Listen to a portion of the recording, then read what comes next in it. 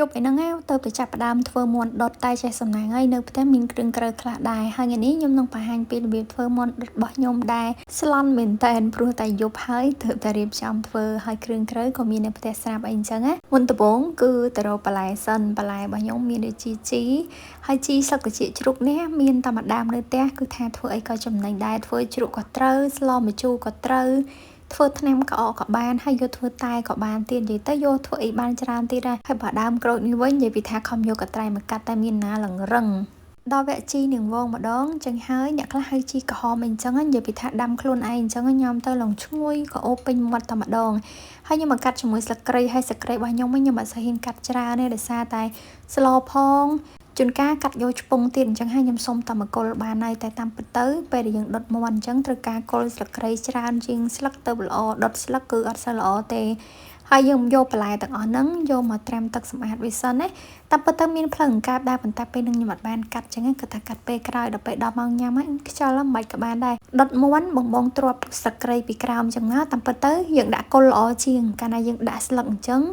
គឺវាឆាប់ខ្លោចអីចឹងណាតែខ្ញុំធ្វើតាមអីដែលខ្ញុំមានអញ្ចឹងណាដាក់ចឹងទៅក៏វាឈ្ងុយដែរមានស្លឹកក្រូចមានអីដាក់មកគិតតែដាក់ស្លឹកក្រូចក្រោយតែដល់ពេលឲ្យមានណាបាច់ក៏បានដែរហើយយកមានខ្លាញ់តែថ្ងៃហ្នឹងអញ្ចឹងហើយក៏ខ្ញុំលាបជាមួយនឹងប៊ឺអញ្ចឹងទៅដាក់ពីក្រោមអីចឹងណាហើយដុតមកនិយាយពីថាឡើងឈ្ងុយត្រូវនឹងយើងចង់ញ៉ាំអញ្ចឹងទៀតគឺឆ្ងាញ់ហើយបងមាន់នេះសល់ពីលើកមុនអាមាន់ដែលវាស្នេហាគ្នាជាមួយមាន់សម្លៃហ៎បងលើកមុនមានមួយញ៉ាំអស់មួយចាហៀងលើសល់មួយចាហៀងទៀតហើយនេះគ្រឿងក្រៅរបស់ខ្ញុំមានគល់ស្លឹកគ្រៃមានក្រងមានស្លឹកក្រូចមានជាមួយនឹងជីត្រចៀកជ្រូកមានម្ទេសមានអីចឹងណាយកទៅច្រាំទៅបន្ទាប់មកទៀតលាយជាមួយនឹងគ្រឿងទេសដូចជាប៊ីចេងស្ករសក៏បានស្ករត្នោតក៏បានហើយស្ទើជូរចឹងហើយខ្ញុំក៏បន្ថែមក្រូចឆ្មាតិចមករសជាតិចូលចិត្តអីដាក់នឹងទៅហើយ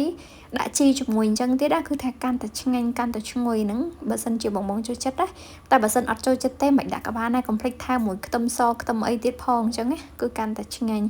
កូរច្បល់ទៅយករសជាតិដែលយើងចូលចិត្តមកនិយាយពីថាតែប៉ុណ្ណេះញ៉ាំបាយអស់2ចានហ្មងហើយឥឡូវនេះមាន់ដុតរបស់យើងគឺចាប់ផ្ដើមឆ្អិនហើយតាមពិតទៅជើងហើយនឹងកនគ្មានតែញ៉ាំអីទេតែមិនដឹងធ្វើមិនចឹងហើយចេះដាក់ចូលតែម្ដងទៅហើយមាន់ខ្ញុំដុតថ្ងៃនេះអត់ចង់យកក្រហមអញ្ចឹងទេតាមពិតទៅចង់ឲ្យយកបែបមាន់យើងស្ងោរមាន់ចំហុយរៀងបែបសាច់សើមអីចឹងប៉ុន្តែដល់ពេលវាក្រៀមអញ្ចឹងអូខេតាមនឹងក៏បានដែរហើយនឹងបន្លែរបស់ខ្ញុំមានប៉ុណ្ណឹងនិយាយពីថាញ៉ាំជាមួយម្ទេសផ្លោកអញ្ចឹងនិយាយពីឆ្ងាញ់អើយឆ្ងាញ់បងមានដើមខ្ទឹមមានជាមួយនឹងជីត្រចៀកជ្រូកមានជាមួយនឹងជីនាងវងហើយនឹងម្ទេសផ្លោកអូឆ្ងាញ់ខ្លាំងណាស់បងជីវ៉ាន់ស៊ុយមួយទៀតដោយសារតែញ៉ាំថ្ងៃមុនអញ្ចឹងហើយខ្ញុំចង់ភ្លេចនិយាយពីថារសជាតិវិញអស់ទាស់មកបងអាចសាកធ្វើបានណាហើយបើសិនជាបងចូលចិត្តវីដេអូនេះកុំភ្លេចជួយ like page ឡាវីដេអូនេះម្នាក់មួយឬក៏ share ទុកធ្វើញ៉ាំអីក៏បានដែរកុំឲ្យបាត់វីដេអូឥឡូវនេះដល់វគ្គញ៉ាំហើយកន្លែងនឹងខ្ញុំថតប៉ះចំកន្លែងឲ្យវាយឺដល់បងកន្លែង slow mo អញ្ចឹងហើយវារៀងស្កប់តិចហើយមកតែផ្លោកពេលយកមកញ៉ាំជាមួយប្រហុកច្រាំចេះឆ្ងាញ់ខ្លាំងមែនតើវីដេអូរបស់ខ្ញុំគឺមានតែប៉ុណ្្នឹងទេអរគុណជម្រាបលាបាយបាយកុំភ្លេចជួយ like page ម្នាក់មួយផងណា